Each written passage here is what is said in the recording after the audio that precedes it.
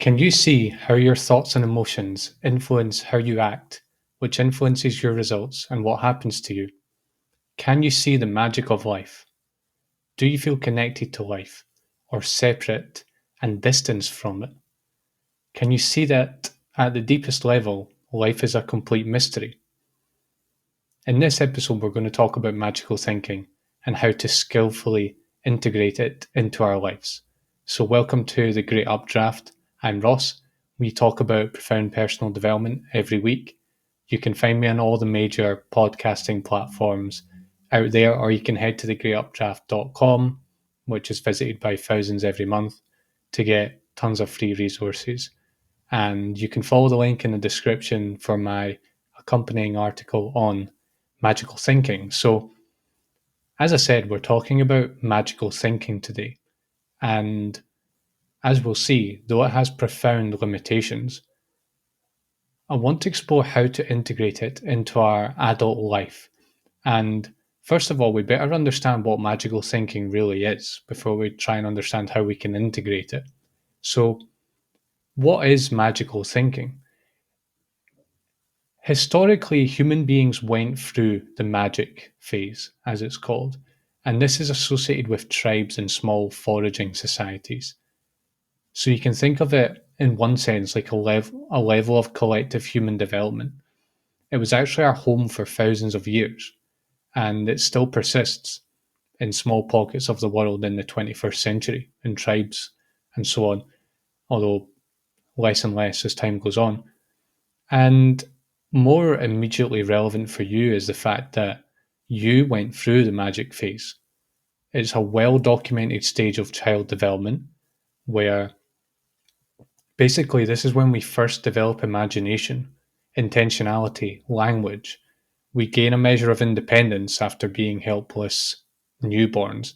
Comes online about 18 months.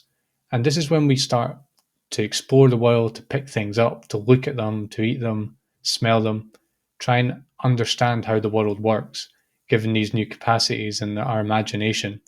And you can see this in children when they don't understand basic cause and effect or the limitations of the world that we're in. So for example, they'll dress up as animals and they believe that they literally become the animal if they dress up as the animal. You can also think the same about superheroes. They put on a cape and they can fly magically like a superhero. They also believe that fictional characters are real.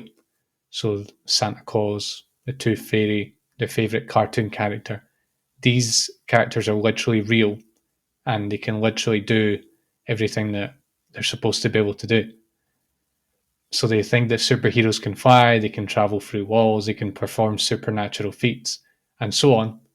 This is a basic confusion of imagination and creativity with reality, with the actual limitations of physical reality. And if you think historically, this kind of thinking leads to rituals and ceremonies designed to influence life in our favor. So, for example, the rain dance. We do a dance because we need it to rain. It's not rained in a month, so let's do a rain dance, and that's going to make it start raining. Or we need something to go our tribe's way. So what we're going to do is perform a sacrifice. Sometimes this was human sacrifice. Often it was animal sacrifice, but often human sacrifice too. And that will somehow swing the god's favor, the god's choices in our favor, and the gods will be appeased. And another thing that happens at magical thinking is that we ascribe human characteristics to the world around us and we sort of confuse the two. So if there's a storm, it means that the sky is angry and that we must have done something to make it angry because we are sort of magically interconnected with it. Or if the volcano erupts, then that's happened because of something we've done. Or if the sun is shining, it means that we magically brought that about and the sun is happy, for example. And you'll see in all of this, and this is a key to look for in magical thinking, whether it appears in children or in a tribal situation, or in adults, is this magical interconnectedness, like cause and effect doesn't really seems to be it doesn't exist basically in the way that say an adult would understand it to exist. And the source of the magic is ourselves. Like we can imagine something happening and it will happen. We can click our fingers and the room will be tidy, for example, or we can wave our wand and all of a sudden, our enemies are banished. This is literally the world of magical thinking. This is what it is. And basically, under all of this is the idea that an action that I do will make the world change in the way that I want it to, in a magical, interconnected way. So, what are the limits of magical thinking? Before we look at its gems and its good sides and how we can actually integrate the level of magic in ourselves, is we first really need to think about the basic limitations and why they are limitations. And don't confuse this with a healthy integration. We're trying to just look at the very basic limits so we can actually then, after seeing that, healthily integrate it. Because I think a lot of people go wrong here.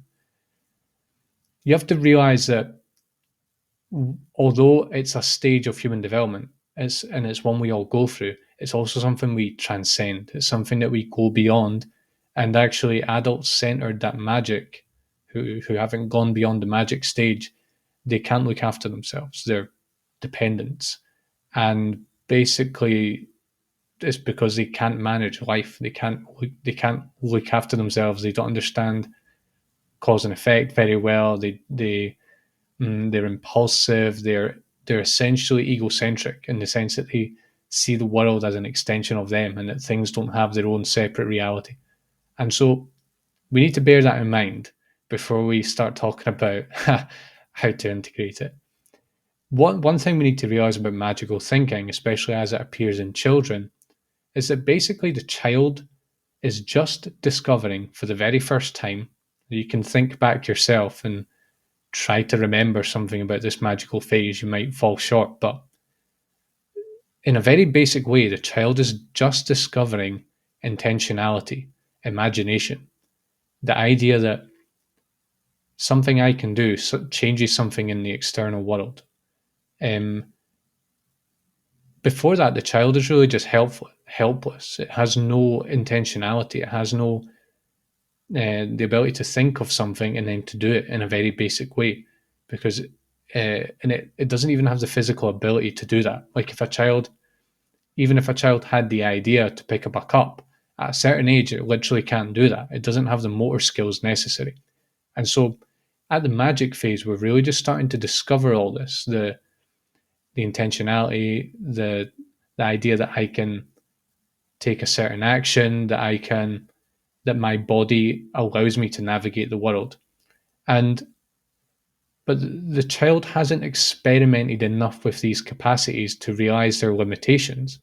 So the child, and this is very well known in psychology, the child feels omnipotent at this stage.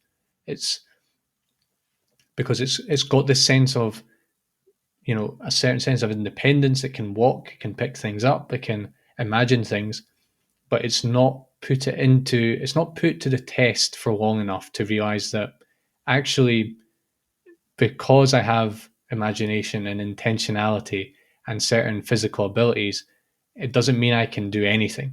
It just means that I have those abilities in a world that has limits. And later on in child development, you can see that the child realizes its own limitations, and it healthily integrates those limitations. We have to also realize that objects and events aren't magically manipulable, so we can't just control the weather by dancing. Now, that seems obvious, but it's I've found in certain personal development or spiritual circles that people want to believe things like this, that because it sounds kind of nice and it sounds kind of spiritual, but actually it's not. It's a very basic form of thinking that it has very clear limitations. You can't control the weather just by dancing. And actually, all tribal cultures eventually moved on from this and became, first of all, mythic and then rational. But the reason for that is because it simply doesn't work. You can't control the weather just by dancing. You can't ward off a bad harvest just by worshipping the right god or doing the right ceremony or sacrificing the right animal. The magic mind doesn't understand these things. It thinks that because of this sense of omnipotence, it it just doesn't understand the limit of human action and the limit of human imagination, and that reality has a mind of its own in a certain sense. And these are the very basic limitations that we need to remember before we talk about how to healthily integrate magic. Let's just get clear some key distinctions here between magical and a more spiritual orientation or a more psychological orientation towards life. One is that life is interconnected, yes, but it's not magically interconnected. So it's not just one big soup where everything is interchangeable and we can just create things and alter things just by imagining them or just by clicking our fingers and so on. Life just simply doesn't work like that. Life does respond to us, yes, like the law of attraction people will tell you, but it doesn't do that magically. So we can't control life with our imagination. We can't just imagine, a check for $1 million coming through our door and it'll come through our door.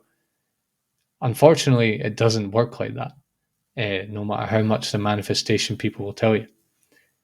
Life is magic. Of course, life is absolutely magical, but it's not magic in the sense that the child would like it to be. That, we can just turn into others, we can turn into superheroes, we can turn into other animals, we can um, magically make objects fly through walls and become one another and all this. It's magical, but not in that sense. And yes, life is non-physical, and life is in ultimate in its ultimate nature. Life is spiritual and it's ineffable. But this doesn't mean the objective world doesn't have certain structures and laws. The objective world still has laws, and we are part of that world. We're subject to those laws as human beings, and we can't just magically alter things. So it's key to realize this stuff when we're trying to integrate magical thinking. That said, what should we integrate from magical thinking? What are the sort of gems of wisdom in it that, when we combine them with later, more experience in life and higher development as an adult, how can we integrate some of these gems? I guess one thing I would say to you to remember again is that magic is a stage of individual and collective development. So you can think of it as a key piece in the human puzzle. That doesn't mean it doesn't have limitations. Of course, it has limitations, but it does have a reason of it has a reason behind it, and it has certain things that we need to take forward. So although we can say with certainty that the world doesn't just conform to our ideas, our beliefs, and our thoughts and our emotions, we don't have magical control over absolutely everything that happens to us, and that life doesn't magically conspire to us in this sort of egocentric, magical way. Magic is still alive and well within us, and it's very healthy, and we can healthily integrate it. And I guess the first thing I would say about healthily integrating magic as an adult is that by realizing that nothing really is separate from us. Sure, we don't have magical control. We can't turn any desire into reality instantly in this sort of instant, impulsive way. But in a very, very real way, and this is something you discover through meditation, contemplative practice, and a lot of introspection, is that the world of emotion and thought and belief and desire isn't really fully inside us. It's a subjective experience. Yes, we have our own subjective world. That is very true. You don't have the subjective world of your partner. You have your own subjective world. Yes. But it's not really inside you, in that you're like this. this physical case that holds everything. That isn't really the case. On the other hand, the outer world, what we think of as the outer world, I would call it really the objective world, the world that we share, isn't really outside us either. So the inner world isn't really inside, in ultimate instance, and the outer world isn't really outside. Actually, if you pay real close attention and you say do meditation practice or any other kind of practice that brings this on, you can see that the world and you are sort of interconnected, interactive, multicolored, multidimensional, and it's like this mesh that involves you and the world at the same time. Bearing in mind that not magically, but in a more advanced way, that is certainly true. We also have to realize that our intentions are very powerful. So the child wants imagination to design reality for them in this instant, like action at a distance kind of way. And the current sort of manifest your reality movement, the manifestation people, they exaggerate it and they fall into magical thinking sometimes, I think, and it gets exploited by people who want to make money essentially. But it's still based on a fundamental human truth, and that is the truth of basically the self-fulfilling prophecy, the truth that thought becomes emotion, becomes action, becomes our reality. And that can go on in cycles and cycles and cycles for decades. But this is not an instant thing, nor is it a magical thing. It still has order and it still has limitations, but within the everything that we can control as human beings, thought becomes action, thought becomes emotion, becomes action, becomes reality over time.